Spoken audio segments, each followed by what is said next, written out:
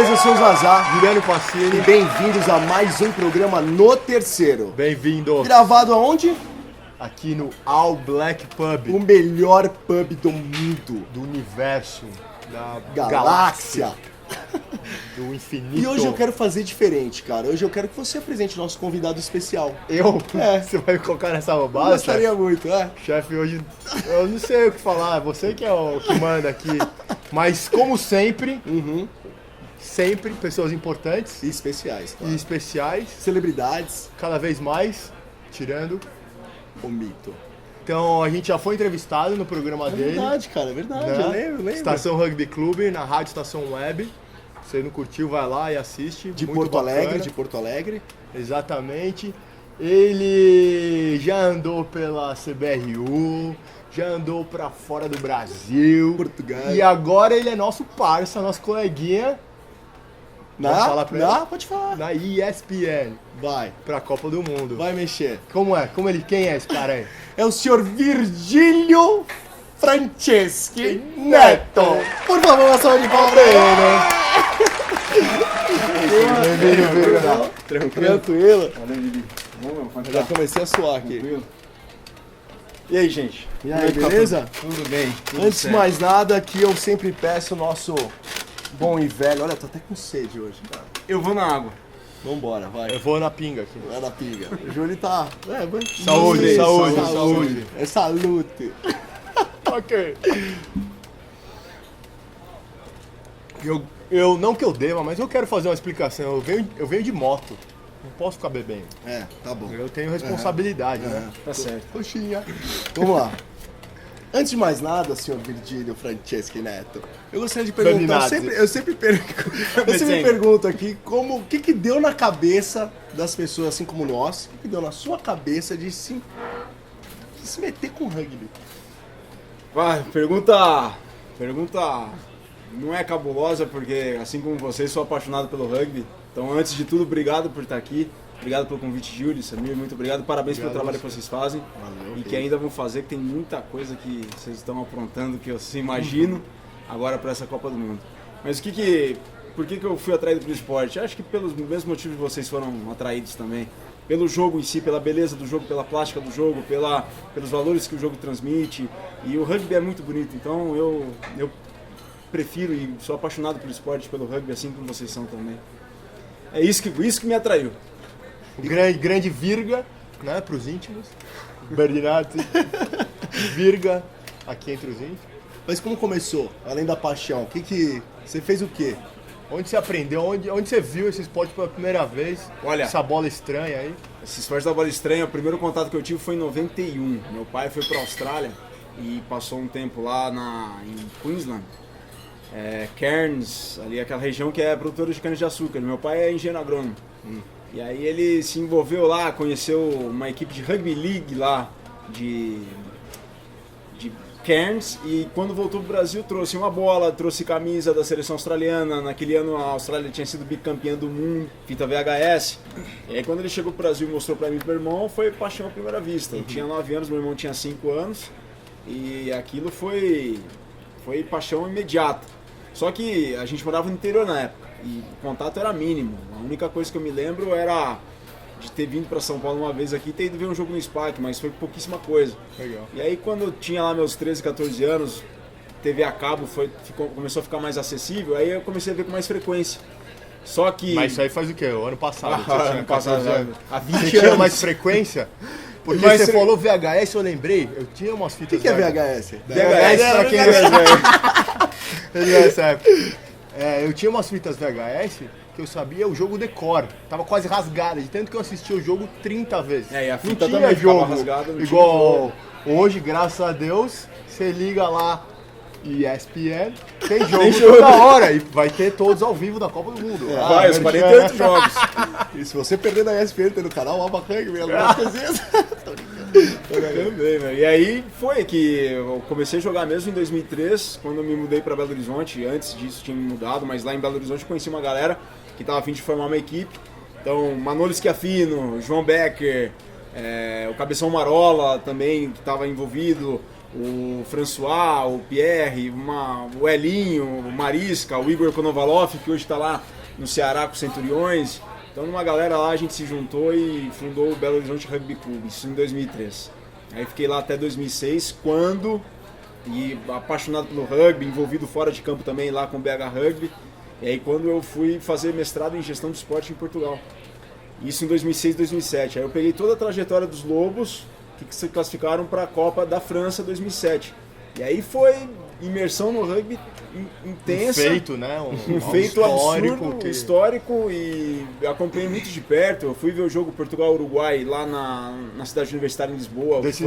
Decisivo, foi 12-5 lá. E aqui em Montevidéu foi 18-12 para o Uruguai. Aí, como tinha Portugal 7 pontos de vantagem em Lisboa contra 6 de vantagem do Uruguai aqui em Montevidéu, Portugal se classificou. Então eu acompanhei toda essa trajetória assim muito de perto, acompanhei muito aquela seleção portuguesa e aquela Copa do Mundo da França, porque como eu morava em Portugal, os jogos passavam, o fuso horário era mínimo, então os jogos lá eram à noite em Portugal pra gente. Então eu acompanhei com tudo, inclusive fui ver uns jogos lá. E aí quando eu voltei pro Brasil, em 2009, terminado o mestrado, eu vi uma notícia num site que tinha sido formado um grupo de apoio ao rugby brasileiro. O famoso... E aí GRAB. Eu já tava aqui em São voltou, Paulo. Falei Grube. Você voltou de Portugal, chegou aqui, entrou num site. Não, eu cheguei de Portugal, aí comecei a trabalhar numa agência de turismo esportiva, que faz logística esportiva, mas atende futebol.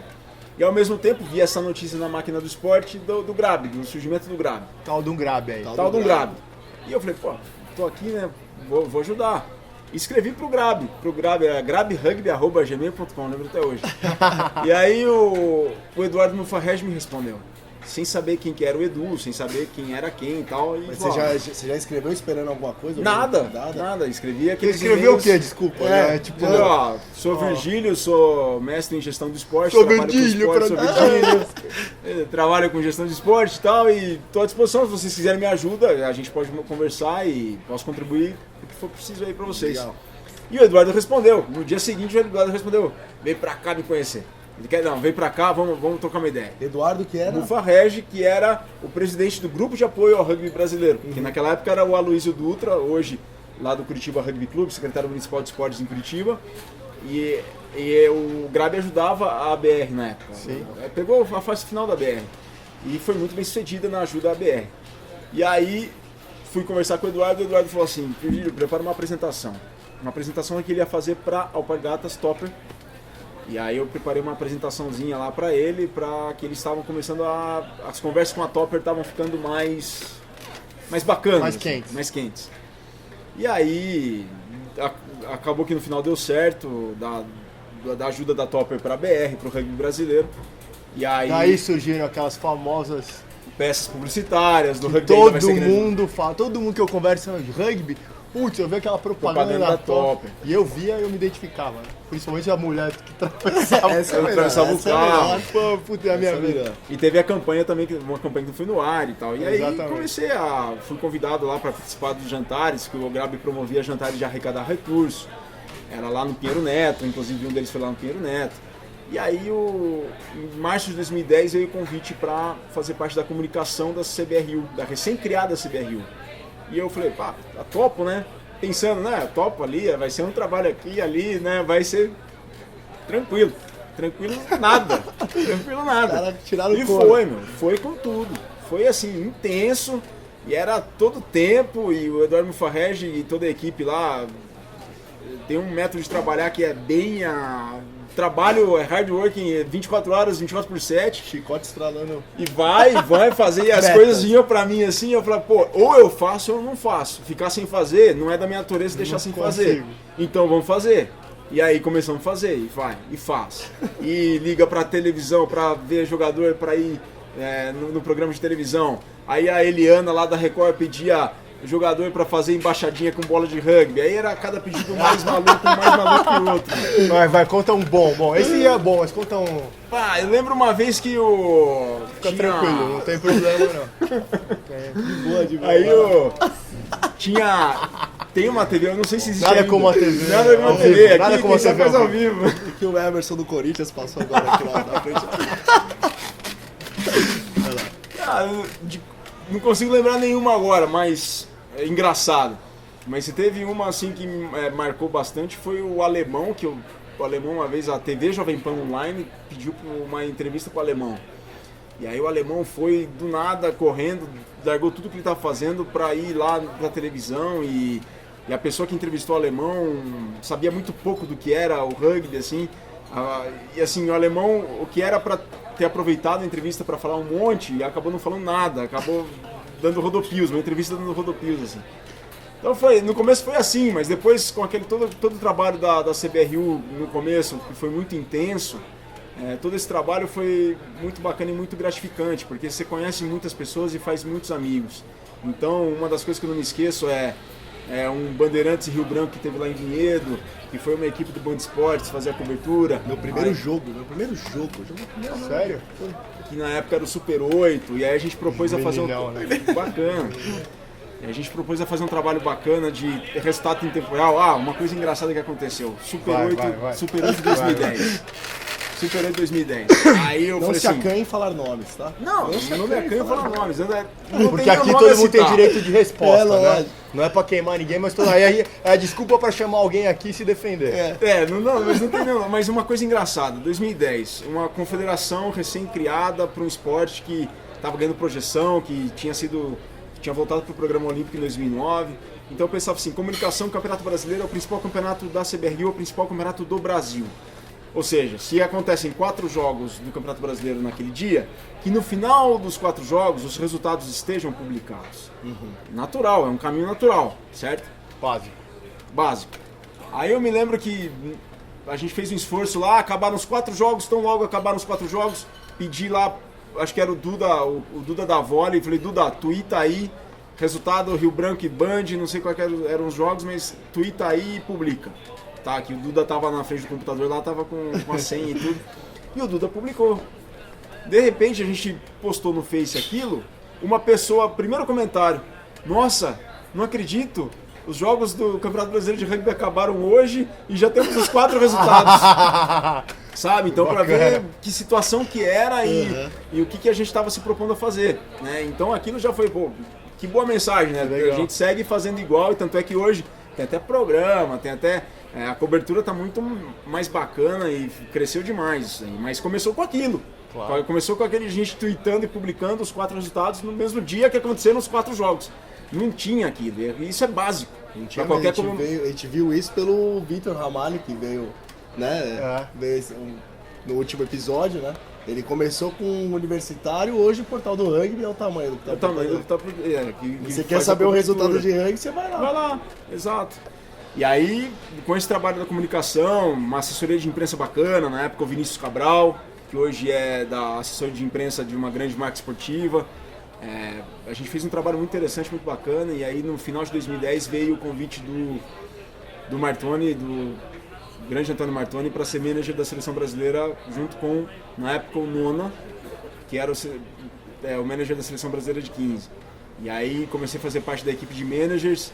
O torneio Cross Border lá no Paraguai, tá aí, tem história demais para contar, porque trabalhei com alguns treinadores, alguns preparadores físicos e muita coisa aconteceu nisso tudo aí por isso que eu até trouxe a camisa dos Crusaders. Eu ia te perguntar disso agora. Porque eu peguei justo a fase da transição para os Crusaders, eu peguei o começo dessa era aqui. Assinada, é bacana. Assinada, o Brent Frew, o Dallas Seymour, o Razor, o Fruby. O Razor, que hoje é técnico da seleção sub-20 dos All Blacks, né, Under 20. Então foi uma experiência muito bacana que eu tive com os Crusaders. Só o menino que não sabe nada. Nada. E assim, uma experiência de alto rendimento no rugby que a gente não tem a mínima noção. Então eu lembro que trabalhei como manager da seleção brasileira, depois o Martoni me convidou, aí me retirei por uns meses, aí o João Nogueira me chamou de volta, e o João Nogueira, quando eu voltei, falou assim: Virgílio, leia esse livro aqui, que era o livro do Clive Woodward, que é o treinador campeão com a Inglaterra em 2003 do mundo. Um livraço de 400 páginas falando da campanha, tranquilo, tudo em inglês, que foi da trajetória do Clive Woodward de 97 até aquela Copa de 2003, falando tudo o que ele fez para fazer a Inglaterra campeã. É uma bíblia aquilo, para quem quer trabalhar com rugby fora de campo, assim, aquilo é fenomenal. E aquilo me dava uma vaga noção do que era o alto rendimento no rugby. A convivência, sobretudo com o Razor, me deu um assim... E o Razor viveu o alto nível do alto nível mesmo, do rugby mundial.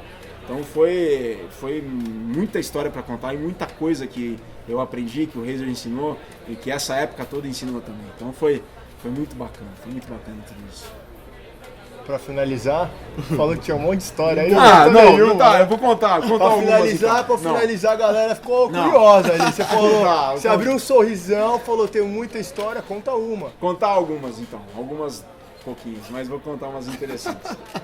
Contanto que não passe o tempo do programa, não vai, 3 horas, 53 minutos. Então tem 2 histórias. Uma história com um colega de vocês, ex-colega de vocês, Danilo Lima, Vermelho. Que no Sul-Americano de Porto Iguaçu, em 2011, mais de 2011. Vermelhão que jogou no Livingston Dragons. Lá de Natal, e o Vermelho se mudou lá pro Nordeste. Só vem Bíblia aqui. O cara sabe todos os nomes, todos os times, todas as pessoas. Você vê que ele dá uma... Vitor Ramalho é a mesma coisa, só a Bíblia. As Bíblias estão vindo aqui. Então o Vermelho começou entrou naquele jogo, era o último jogo do Sul-Americano contra o Paraguai. E o Brasil tava com um timaço, assim, muito bacana, assim, e tava com uma seleção muito entrosada, muito bacana, a gente fez um clima muito bacana. Naquela equipe tava o Tonhão, grande Antônio Glórios Filho. E até tinha sido aniversário dele naquele Sul-Americano. E aí o Brasil ganhou aquele jogo de 51-14.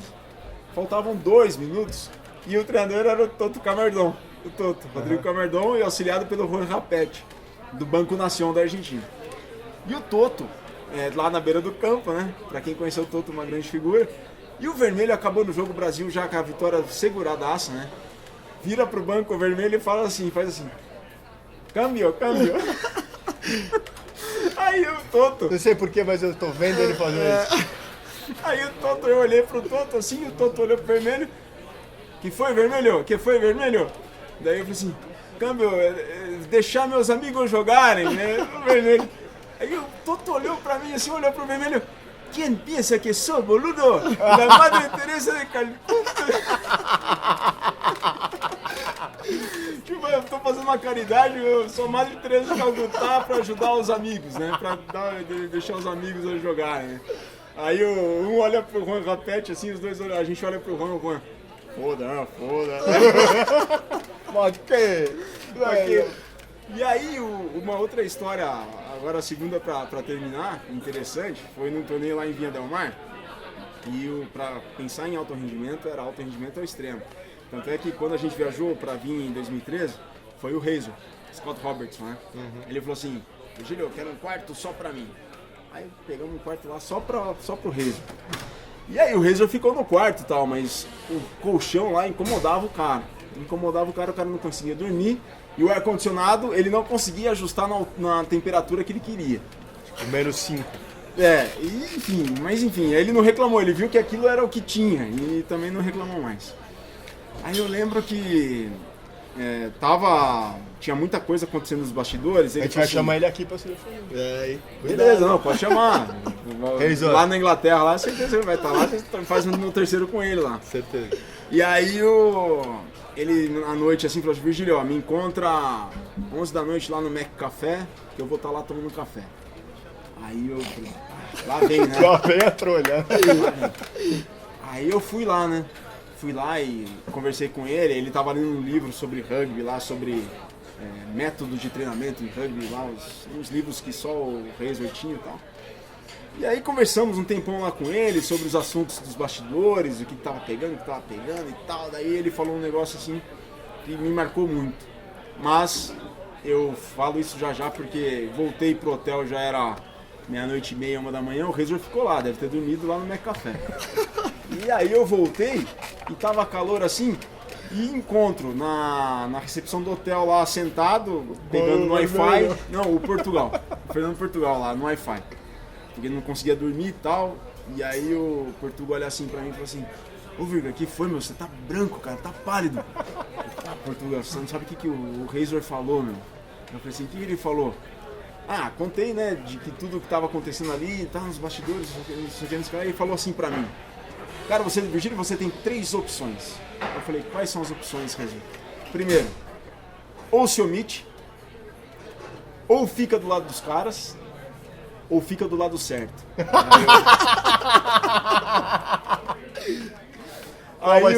Aí ele falou, qual vai ser? Aí eu falei assim, eu vou ficar do lado certo.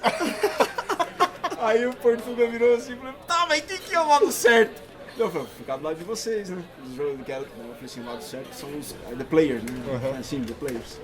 Então são alguns, porque é o grupo, e o manager ele faz parte desse grupo.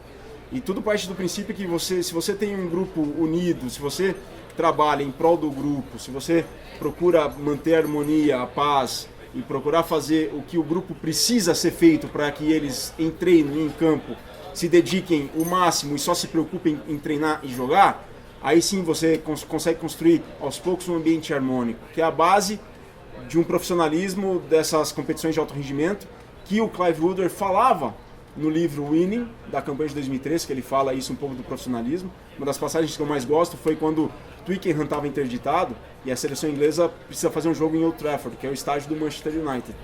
E ele chega no Manchester United assim, e o Manchester United se colocou toda à disposição da seleção inglesa. E o jardineiro do Old Trafford chega para o Clive Woodward e fala assim, coach, como é que você precisa do campo? Falou que aí o Clive Woodward, caramba, nunca ninguém perguntou isso para mim, como é que eu quero o campo para mim?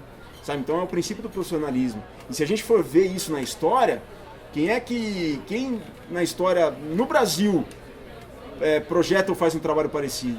João Avelange com a seleção de futebol em 58, que foi blindar toda a equipe de alto rendimento e dar toda a estrutura e suporte possível para que eles só se preocupassem, isso lá em 58, só se preocupassem em treinar, jogar e ser bem sucedido. E o Clive Woodward conta como ele fez isso em 2003, até ele conta essa passagem da seleção de futebol de 58, mas é uma história muito bacana que marcou muito para mim, não só a leitura desse livro, mas todas as experiências, sobretudo com os cruzeiros que eu tive, que é alto rendimento extremo.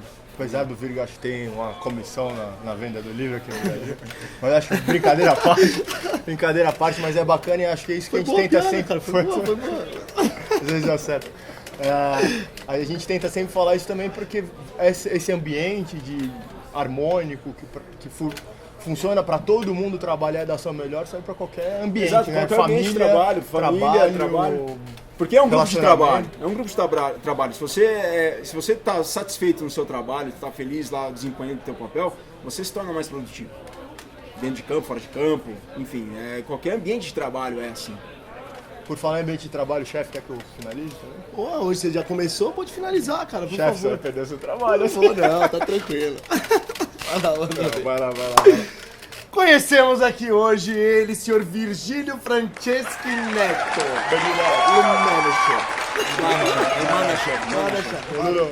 O Um brinde. Cara, muito obrigado. Valeu. Até o próximo episódio, galera. Obrigado. Valeu. Parabéns, Júlio, pelo programa. Parabéns, Samir, pelo programa. Sucesso. É muito bacana. E lá pra Inglaterra, pra Copa, que seja um ótimo Mundial. Divirtam-se bastante. E a gente quer ver muita coisa de vocês lá nesse Mundial. Com certeza. Um brinde aí. Divirtam-se, um brinde. Valeu, galera. Valeu. Tá gostando do programa no Terceiro? Então curte, compartilha, comenta e não se esqueça de se inscrever no nosso canal. Quer saber mais sobre Alma Rugby? www.almarugby.com. O programa no Terceiro é apoiado pelo All Black Pub, o melhor pub de São Paulo. Alma Rugby, mais que um esporte, um estilo de vida.